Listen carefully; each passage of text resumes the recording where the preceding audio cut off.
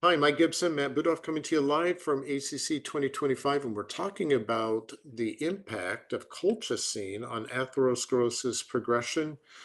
Talk to us a little bit about what you found. Yeah, so we did a randomized prospective trial of low dose colchicine, 0.5 milligrams a day versus placebo. We randomized 84 patients, and just of note, this was a foundation grant. It was a relatively small grant, but as a pilot study, we wanted to further investigate if there was a benefit on athero with anti-inflammatory effects of colchicine. And we found that there was actually a nice reduction in plaque. Total plaque was reduced significantly, and there was trends towards regression of plaque, less plaque on follow-up for non-calcified plaque, for fibrofatty plaque, and for fibrous plaque. Matt, who were these patients? They were stable patients? Yeah, these were stable coronary patients. They had to have atherosclerosis on baseline CT angiogram. They were outpatients and stable CAD patients. And when we talk about regression and progression, what was the magnitude of the change here?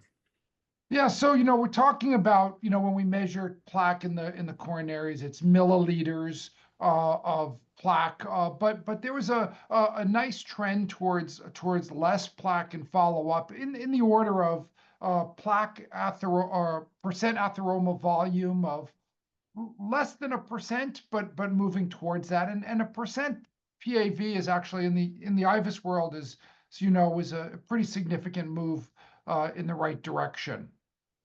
Yeah, I started my career in angio assessment of athero, and it was just so disappointing. You were talking about 1%, 2% changes in percent stenosis, but that really doesn't tell the whole story, right? I mean, it's what's going on inside the wall and stabilizing plaque, not just changing the structure of the artery, but stabilizing the function is very important.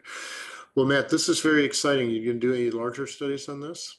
Yeah, so we're hoping to take this pilot work and now do a larger trial, maybe in the more post ACS population where plaque changes are more robust and a little bit faster.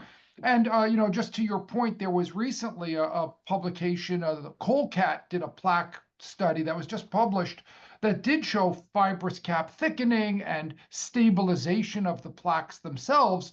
So I think it pairs nicely a trend towards regression, a slight, slowing of progression for sure. And now we also know from the OCT world that there is some plaque stabilization as well with low dose colchicine. All right. Well, I'll add importantly to the never-ending saga of colchicine in Athro and ACS. Thanks, Matt, for sharing, and thanks to all of you for joining us here live from ACC 2025.